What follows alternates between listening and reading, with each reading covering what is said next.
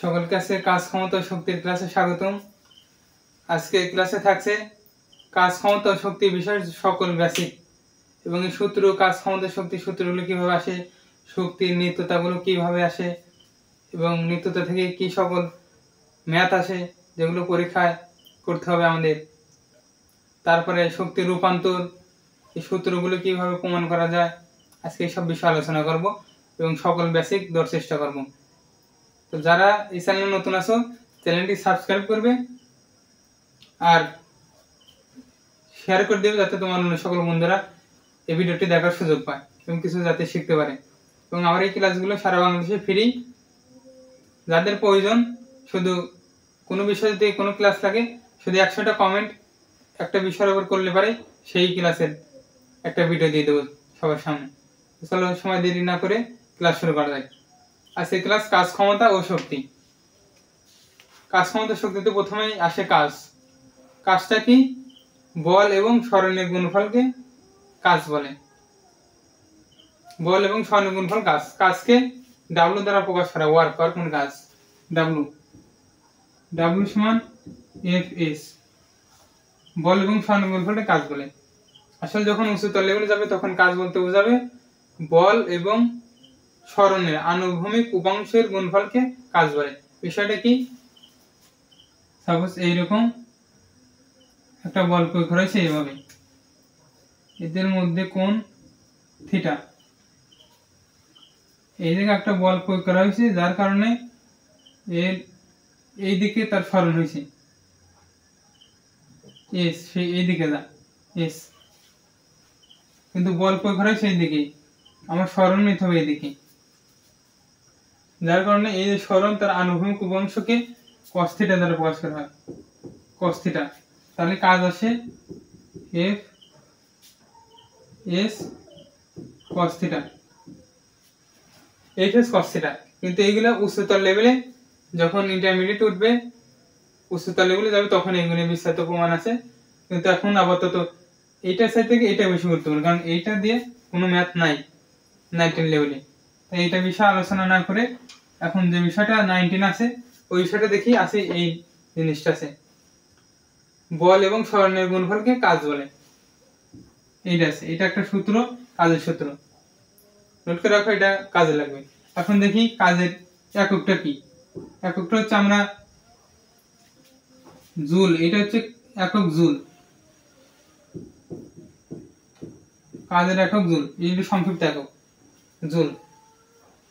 তবে এদের আরেকটা একক বের করা যায়, যেমন আছে তোমার বল। বলের এককটা কি ছিল? যখন বলের চ্যাপ্টার আমরা সবাই পড়ছিলাম, বলের এককটা ছিল KG metre per second square. বলের একক KG metre per second square. আর এই জায়গা আছে সরণ এস, সরণের একক কি? মিটার। তাহলে এককটা আসতেছে কেজি 1 মিটার আর 1 meter 2 meter, KG metre square per second square. এটা আসতেছে তোমার একক। তো এটা ছোট একক, জুলটা সব জায়গায় বিষয় বলতে হয়, তবে এটা এমসিকিউতে আসার সম্ভাবনা আছে বেশি। তাহলে এটা যদি একক হয় তাহলে মাত্রাটা কি? কাজের মাত্রাটা হচ্ছে কেজি, ম্যাস মানে ভর, ভরের একক কেজি, ম্যাসের বড় হাতের M, metre square length square, আর সময়ের মাত্রা হচ্ছে T, time, T per square per square, এটা হচ্ছে মাত্রা। তবে যখন মাত্রা লেখা হয় তখন এই যে এরকম থাকবে, না দিলে কাটা, এটা হচ্ছে মাত্রা। এই ছিল কাজের একক, এসআই একক, মাত্রা। এরপর আছে শক্তি কি? শক্তি কাজ করার সামর্থ্যকে শক্তি বলে। কাজ আর শক্তি একই জিনিস, তো কাজ করার সামর্থ্যকে শক্তি বলে। শক্তিও কাজের একক জুল, শক্তির একক জুল। এটা কাজ, এটা শক্তি। কাজের একক জুল, শক্তির একক জুল। কাজের মাত্রা তো শক্তির মাত্রাও তাই। তো কাজ ধনাত্মক আর ঋণাত্মক আছে। ধনাত্মক কাজ কি? কোনো বস্তুতে শক্তি দেওয়া, এটা হচ্ছে ধনাত্মক কাজ। আর ঋণাত্মক কাজ ওই বস্তু থেকে শক্তি নেওয়া, এটা হচ্ছে ঋণাত্মক কাজ।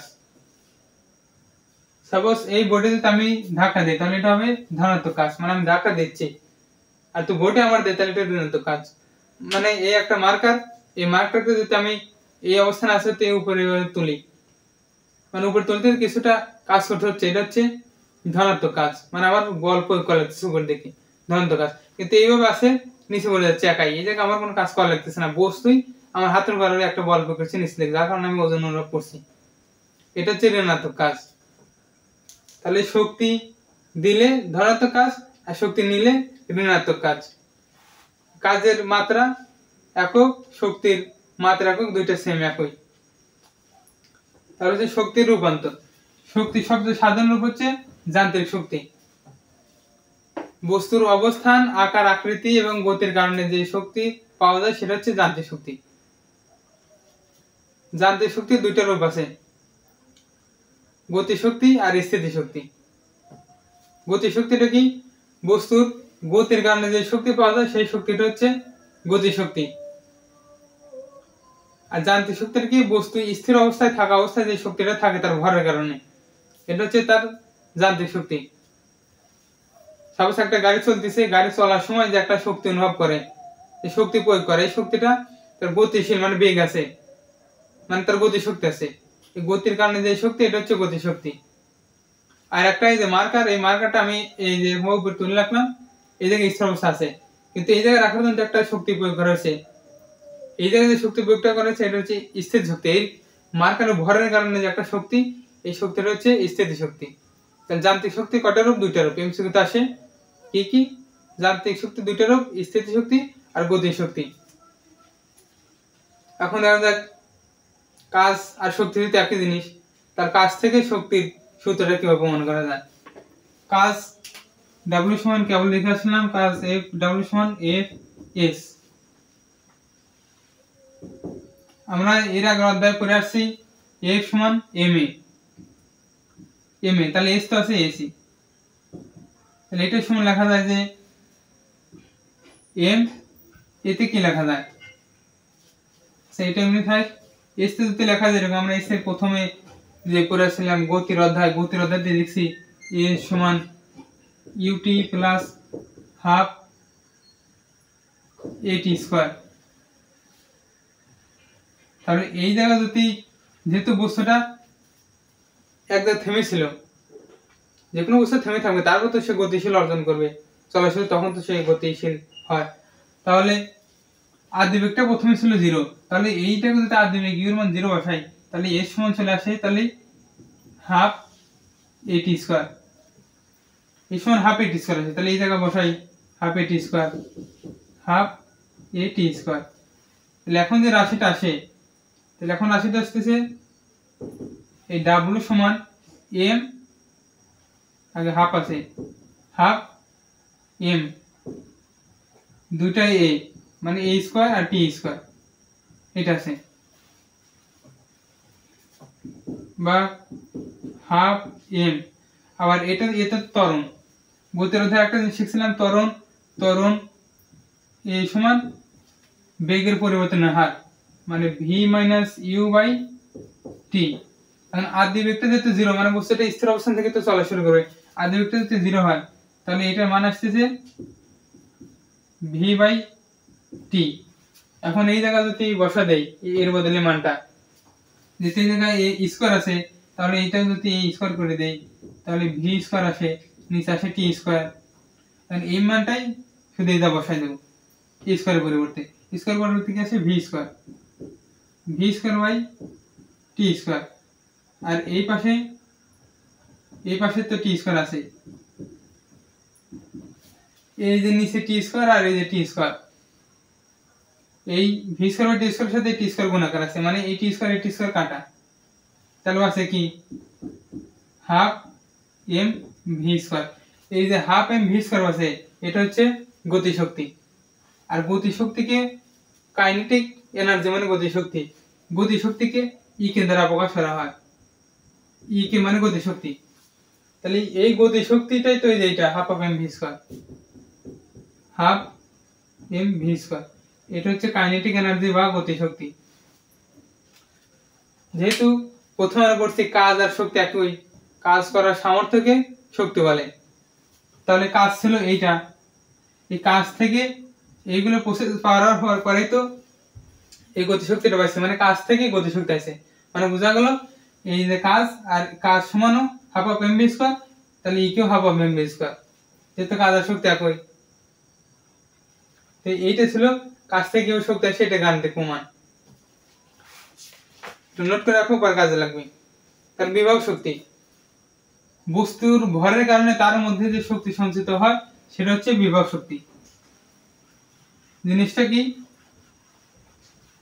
সাপোজ এইটা এভাবে রেখে দিছি, এর মধ্যে এই ডাস্টারের ভরের কারণে যে শক্তি এই জায়গা অর্জিত হয়েছে এটা হচ্ছে বিভব শক্তি।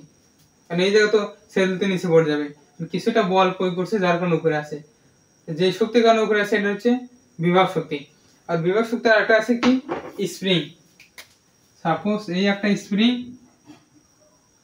স্প্রিংটা এরকম ভাবে আছে, এখন স্প্রিং এর উপর কিছু একটা বল প্রয়োগ করলাম, কিছু বল প্রয়োগের উপরে স্প্রিং এরকম ভাবে সংকুচিত হয়ে যাবে, সংকুচিত হয় এই যে ছোট আগে স্প্রিং। তখন আগে সাপোজ ছিল এইটুক, যে কোনো একটা ছিল, ধরো এইচ, এই জায়গায় সে আছে এক্স দূরত্ব, মানে ছোট আগে আছে। তখন এর মধ্যে যে সঞ্চিত শক্তি আগে ছিল এই উচ্চতায়, এর উপর একটা বল ফোর্স, একটা ফোর্স দেওয়া এই অবস্থান থেকে এই অবস্থানে চলে আসছে, এই অবস্থানে।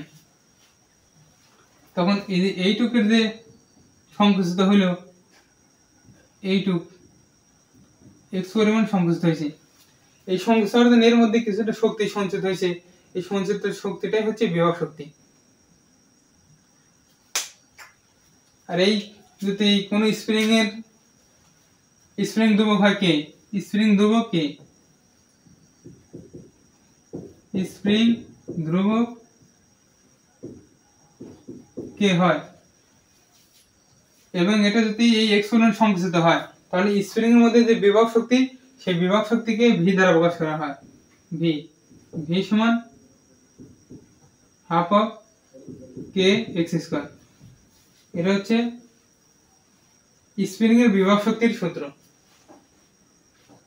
আর কোন বস্তু যদি উপরে রাখা হয়, সাপোজ এই জায়গায় একটা বস্তু আছে, এই জায়গায় একটা পাথর আছে, পাথরের ভরটা M,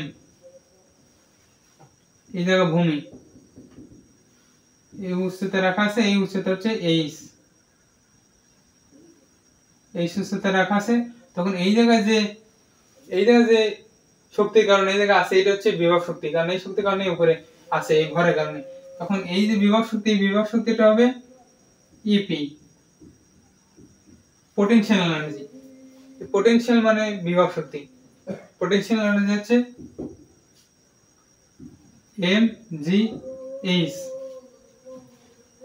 potential energy M G H.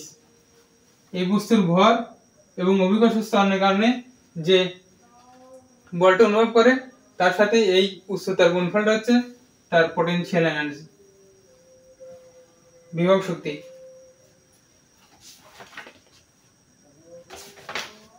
তারপরে শক্তির বিভিন্ন উৎস, শক্তির দুটো উৎস আছে, নবায়নযোগ্য শক্তি আর অনবায়নযোগ্য শক্তি। নবায়নযোগ্য শক্তি কি আর অনবায়নযোগ্য শক্তি কি?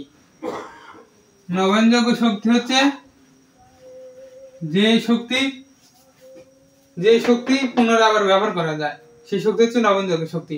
আর যে শক্তি পুনরায় ব্যবহার করা যায় না, এটা হচ্ছে অনবায়নযোগ্য শক্তি। যেমন অনবায়নযোগ্য শক্তি হচ্ছে তেল, গ্যাস, কয়লা, এগুলো হচ্ছে অনবায়নযোগ্য শক্তি। কারণ এইগুলো একবার যদি উত্তোলন করা হয় কয়লা কোন খনি থেকে, ব্যবহার করার পর এই শক্তি আর ফিরে পাওয়া যায় না আবার, এটা হচ্ছে অনবায়নযোগ্য শক্তি। গ্যাস একই জিনিস, গ্যাস একবার পুরা শেষে এটা অন্য শক্তি রূপে চলে যায়, কিন্তু এই গ্যাসটা দ্বিতীয়বার পাওয়া যায় না, তাহলে হচ্ছে অনবায়নযোগ্য শক্তি। আর নবায়নযোগ্য শক্তি কি?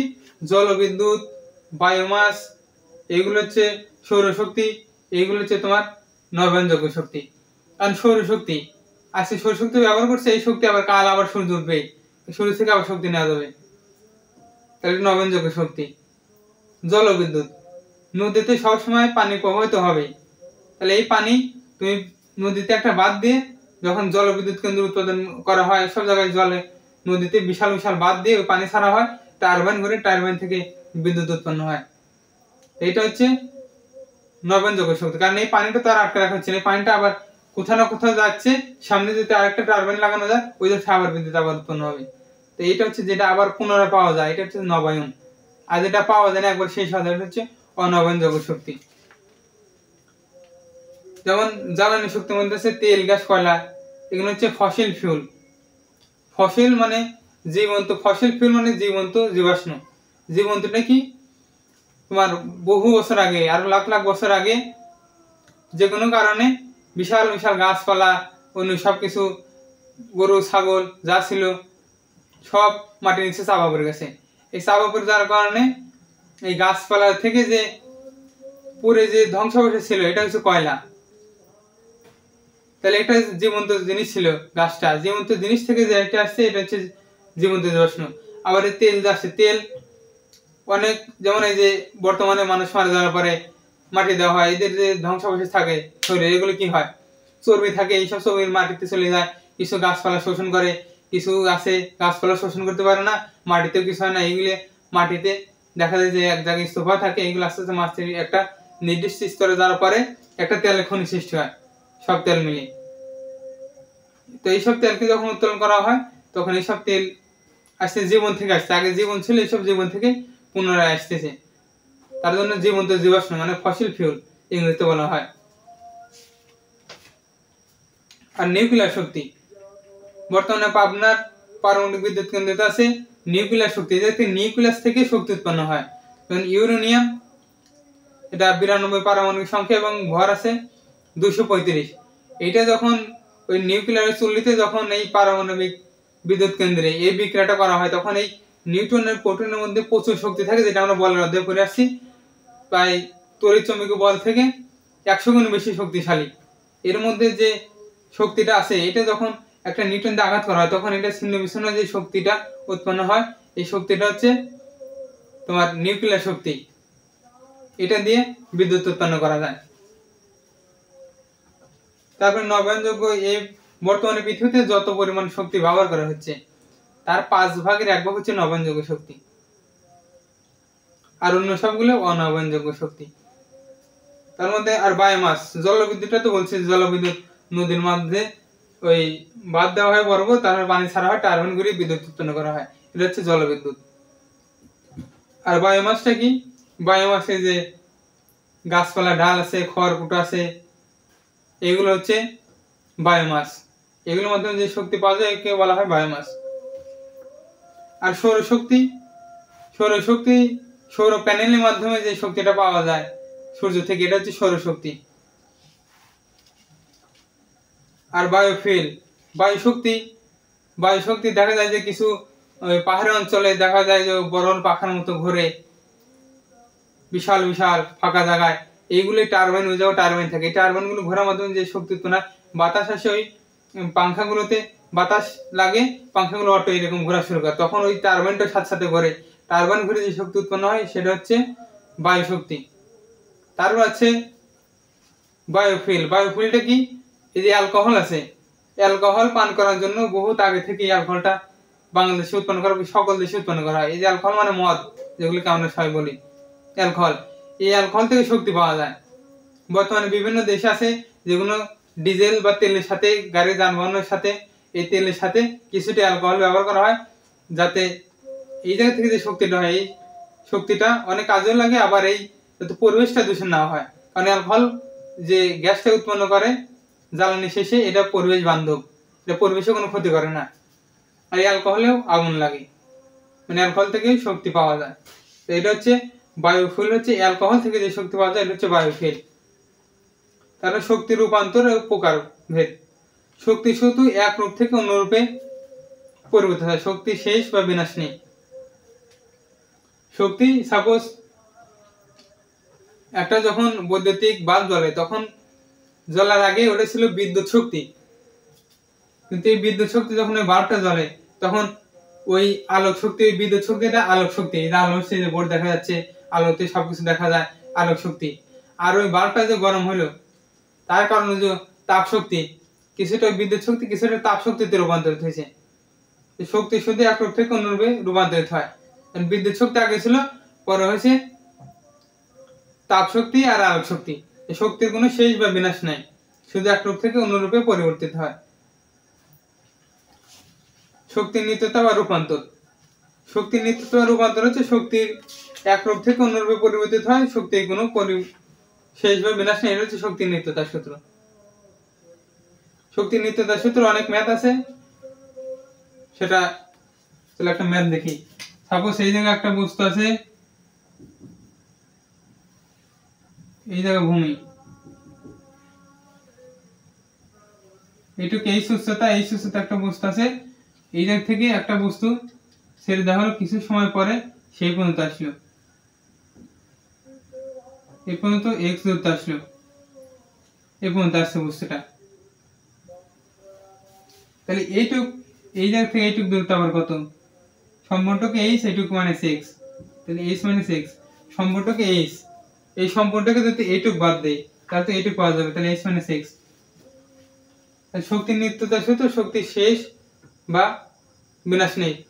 তাহলে এই বিন্দুতে যে মোট শক্তি আর এই বিন্দুতে মোট শক্তি যদি সমান হয়, এটা যদি এ হয়, এটা বি, এটা সি, এই তিনটে বিন্দুতে যদি শক্তি সমান হয় তাহলে বোঝা যাবে শক্তির শেষ বা বিনাশ নেই। তাহলে দেখা যাক যে বস্তুর আসলে শক্তির শেষ বা বিনাশ আছে কিনা। তাহলে এই বিন্দুতে বস্তুর মোট শক্তি কত? এই বিন্দুতে বস্তুর বিভব শক্তি হচ্ছে গতি শক্তি আর বিভব শক্তির যোগফল মোট শক্তি। তাহলে এই জায়গায় বিভব শক্তি ইপি, পোটেনশিয়াল এনার্জি mgh, এই বস্তুর ভর m, অভিকর্ষ ত্বরণ g আর h উচ্চতা আছে, তাহলে mgh। আর এই জায়গা গতি শক্তি কত? এই জায়গা আছে E কে kinetic energy half m v square. যেহেতু এই জায়গা বেগটা 0, তাহলে এই বেগ যদি 0 আসে তাহলে সম্পূর্ণটুকু 0, তাহলে 0। এটা ছিল এ বিন্দুর জন্য এ। আর বি বিন্দুতে তাহলে কি আসে? শক্তি। বি বিন্দুতে শক্তি আসতেছে, এটা হচ্ছে বি বিন্দুর জন্য তাহলে ইপি, পোটেনশিয়াল এনার্জি mgh। কিন্তু এই জায়গার রেঞ্জটা কতটুকু? এই জায়গার রেঞ্জটাটুকু হচ্ছে তোমার এই যে এইটুকু দূরত্ব h মানে x, এইটুকু তো দূরত্ব হচ্ছে h, তাহলে লেখা যায় এই জায়গায় mg, এইটুকু হচ্ছে তার দূরত্ব। তাহলে এরকম ভাবে লেখা যায়, তাহলে mgh minus mgx। তাহলে গতি শক্তি কত এই জায়গায়? এই বি বিন্দুতে গতি শক্তিটা কত? ই কে কাইনেটিক এনার্জি আসতেছে, এই জায়গায় যখন বস্তু ছিল তখন ছাড়া পরে কিছুটা বেগ, এই জায়গায় আসার পরে কিছুটা বেগ প্রাপ্ত হবে, এই বেগের কারণে তো সে গতি শক্তি অর্জন করবে। তাহলে এই পর্যন্ত আসার সময় তার বেগ কত ছিল আর তার গতি শক্তি কত দেখি। বি বিন্দুতে তার কত আসে গতি শক্তি? Half m v square. এই জায়গায় ভি স্কয়ার আমরা একটা জানি যে ভি স্কয়ার সমান ই স্কয়ার প্লাস 2gh। দ্বিতীয় অধ্যায় পড়ছিলাম ভি স্কয়ার সমান ই স্কয়ার প্লাস 2gh। যেহেতু এই জায়গায় বস্তুটা স্থির অবস্থানে ছিল তাই ইউ এর মানটা 0, তো 0 আসলে পরে 2gh, মানে ভি স্কয়ার পরিবর্তে আসছে 2gh। তাহলে ভি স্কয়ার মানটা যে বসা দেই half of m 2gh, a2 R a2 কাটা, তাহলে কি আসে?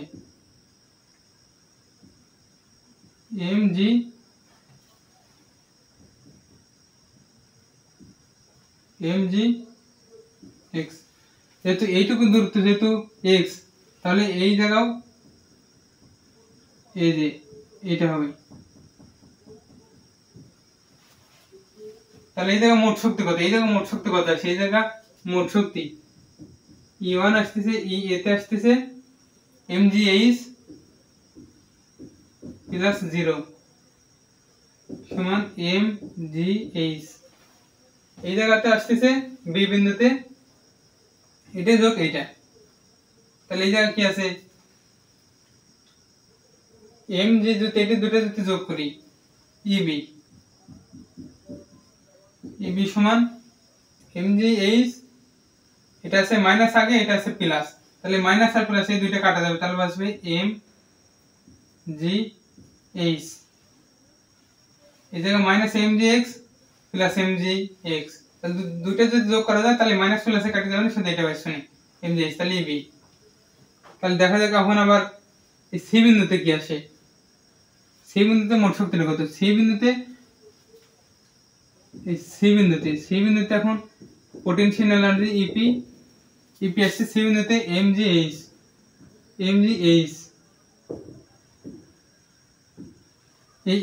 এই জায়গা তো বিভব শক্তির ক্ষেত্রে নিচ থেকে উপরের দিকে উচ্চতা ধরা হয়, আর গতি শক্তির ক্ষেত্রে উপর থেকে নিচে ধরা হয়।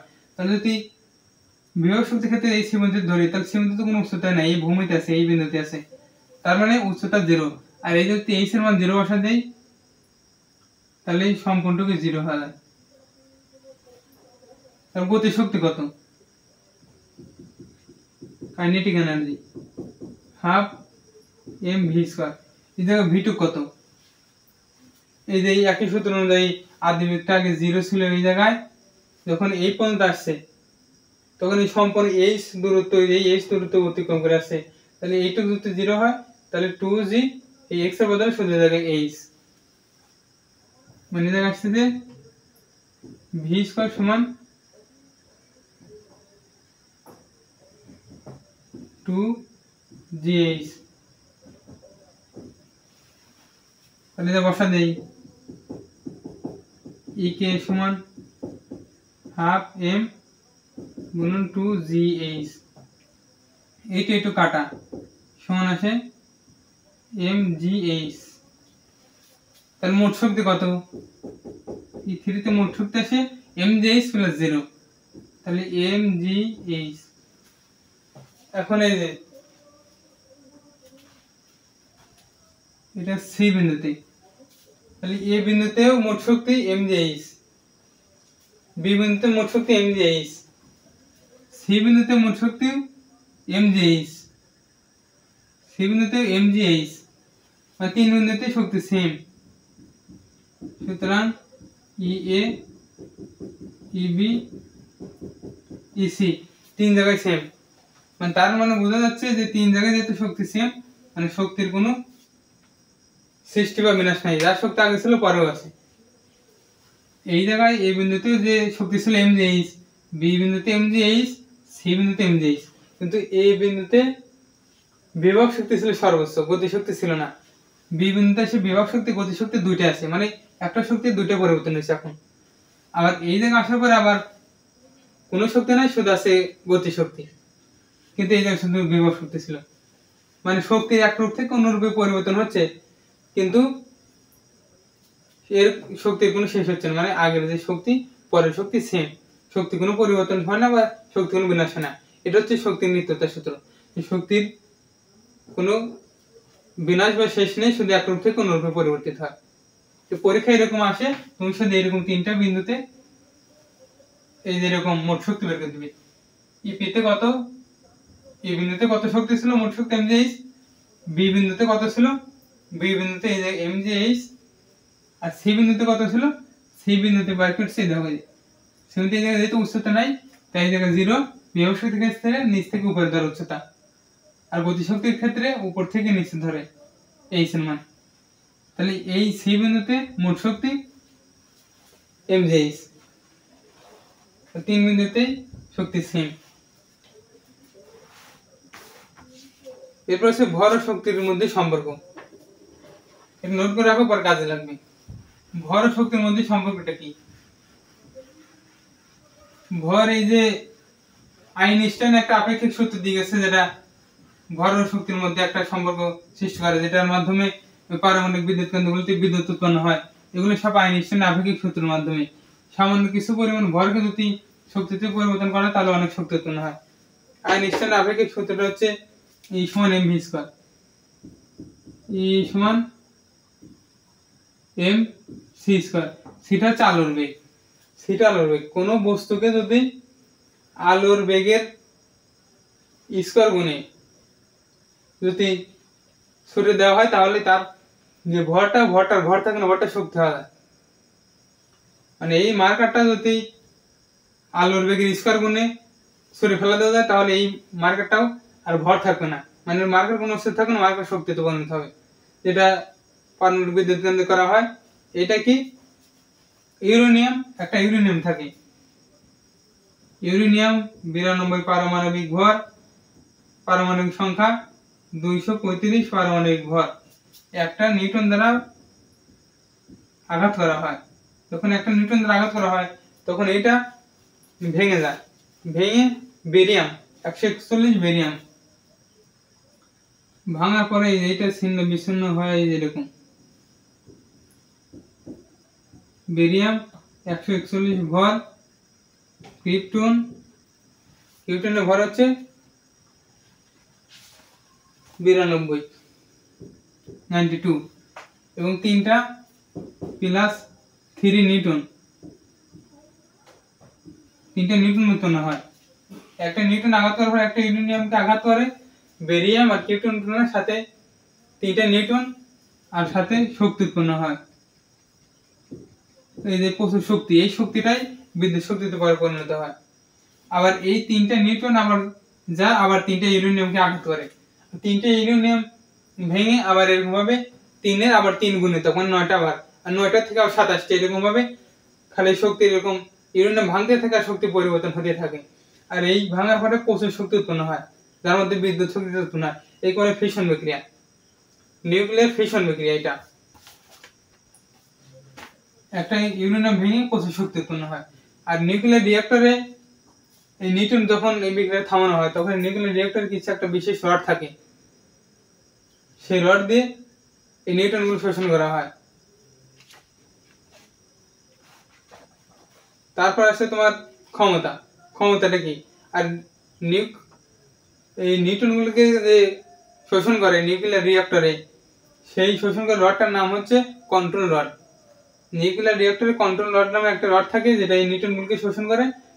তারপরে এটা তোমার বিদ্যুৎ উৎপাদন বন্ধ হয়। যেমন পারমাণবিক বিদ্যুৎ কেন্দ্র আছে, যে বিদ্যুৎ উৎপাদন করে তখন এই বিক্রিয়াটা অনবরত চলতে থাকে।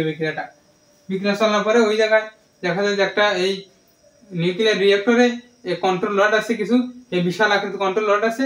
ওই বিক্রিয়ার মধ্যে ওই কন্ট্রোলটা এই এরকম ভাবে থাকে, ছেড়ে দেয়। ছেড়ে দেওয়ার পরে ওই কন্ট্রোলটা এই নিউটনগুলো শোষণ করে নেয়, তারপরে বিক্রিয়াটা থেমে যায়। আবার পরে যে একটা নিউটন ছেড়ে দেওয়া হয় আর এই কন্ট্রোলারটা তুলে নেওয়া হয়, আবার ওর মধ্যে আবার বিক্রিয়া শুরু হয়, আবার বিদ্যুৎ উৎপাদন শুরু হয়। এরপর আছে ক্ষমতা। ক্ষমতা কি? ক্ষমতা হচ্ছে কাজ করার হারকে ক্ষমতা বলে। কাজ করার হারকে ক্ষমতা বলে। কাজ করার হার, ক্ষমতাকে পি দ্বারা প্রকাশ করা হয়। পি পাওয়ার, পাওয়ার মানে ক্ষমতা। কাজ করার হারকে ক্ষমতা বলে। কাজ তাহলে ডাব্লু, ডাব্লু মানে কাজ, ওয়ার্ক মানে কাজ। কাজ করার হার সময় দ্বারা ভাগ করলেই হার হয়ে যায়। কাজ করার হারকে ক্ষমতা বলে। আর এই একক হচ্ছে ওয়াট। এই যে ডাব্লু, এটাকে ওয়াট বলে। ওয়াট, কাজ ক্ষমতার একক ওয়াট। তো ক্ষমতার মাত্রাটা কি? আর ক্ষমতার আরেকটা একক আছে যেটা বইতে দেওয়া নাই। আমরা কাজের একক করেছিলাম কি? কাজের একক করেছিলাম KG metre square per second square. KG metre square per second square. আর সময়ের একক সেকেন্ড। তাহলে আসতেছে KG metre square per second cube. দুটো ছিল আগে, একটা আরেকটা ইনভার্স আগলো। এটা হচ্ছে আরেকটা একক, ক্ষমতার একটা একক। তো ক্ষমতার মাত্রাটা কি আসতেছে? ক্ষমতার মাত্রাটা আসছে কেজি, ভর একক কেজি, ম্যাস মানে ভর, মাত্রা থার্ড ব্র্যাকেটের মাধ্যমে প্রকাশ করা হয়। আর মিটার, লেন্থ মানে দূরত্ব যে বরাতের এল, এই square C square, time second, এটা টাইম সময়ের একক ওটা। তাহলে সময় টাইম, মাত্রা টি, উপরে -3, এটা হচ্ছে মাত্রা। মাত্রা এই ছিল ক্ষমতার একক, মাত্রা আর সূত্র। তো কাজ করার ক্ষমতার সংজ্ঞাটা কি? এই সূত্র থেকে কোনো সময় সংজ্ঞা মুখস্থ করবে না, সূত্র দেখে সংজ্ঞা দেবে। কাজ করার হারকে ক্ষমতা বলে, সংক্ষেপ ফুল মার্কেটকেই কাজ করার হারকে ক্ষমতা বলে। তারপর আছে কর্মদক্ষতা।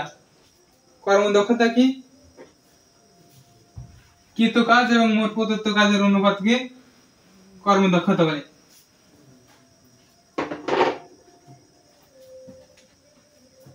তুমি যে পরিমাণ ব্যয়িত শক্তি, ক্ষমতা হচ্ছে কর্মদক্ষতা ইটা দ্বারা প্রকাশ করা হয়। এই ইটা, এই এন এর মাত্রাটা ছোট, এর নিচে একটু বড় টান দিয়ে দিলে ইটা, এই ইটাটা হচ্ছে কর্মদক্ষতা। আর কর্মদক্ষতা হচ্ছে লভ্য কার্যকর শক্তি, মানে যে শক্তিটা তুমি কাজ করছো, লভ্য কার্যকর শক্তি। লভ্য কার্যকর শক্তি ভাগ মোট প্রদত্ত শক্তি। মোট প্রদত্ত শক্তি এটা সমান হচ্ছে লভ্য কার্যকর শক্তি বাই মোট প্রদত্ত শক্তি। লভ্য কার্যকর শক্তি মানে কি?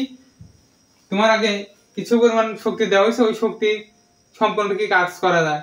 যেমন একটা মোটরে যে পরিমাণ কাজ দেওয়া হয়, শক্তি দেওয়া হয়, মোটর কিছুটা আছে মোটরে তাপ উৎপাদন হয়, কিছুটা আছে তার শব্দ কারণে যে কোনো কারণে তার শক্তি ব্যয় হয়। ব্যয় হওয়ার পরে ও যে পরিমাণ কাজ করে ওটা হচ্ছে কার্যকর শক্তি।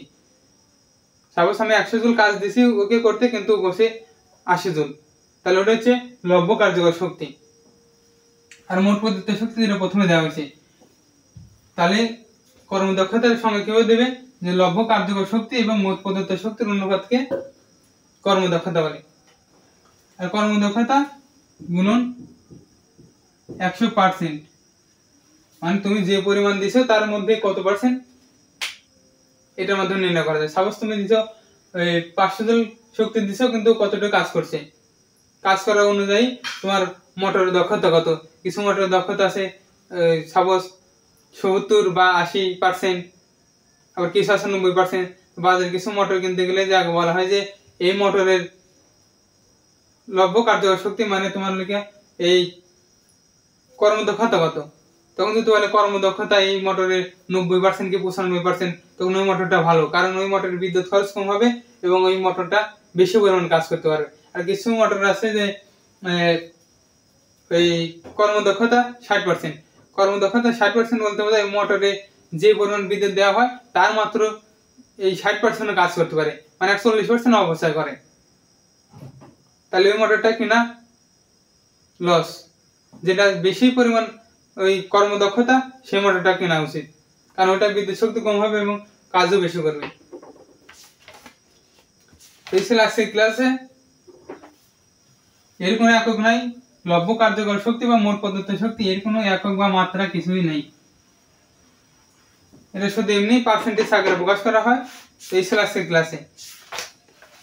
ক্লাসটা কেমন ছিল কমেন্টে জানাবে, আর ভালো লাগলে সাবস্ক্রাইব করবে আর তোমার বন্ধুদের দেখার সুযোগ করে দিবে। আর অন্য কোনো ভিডিও যদি লাগে, কোনো বিষয় যদি মনে হয় যে না এই বিষয়টা বুঝে না, দেখি একটা ভিডিও পাওয়া যায় নাকি, তখন কমেন্ট করবে। 100 যদি কমেন্ট হয় একটা বিষয়ের উপরে, তাহলে ওই বিষয়ে একটা ভিডিও দিয়ে দেবো। আল্লাহ হাফেজ, সবাই ভালো থেকো।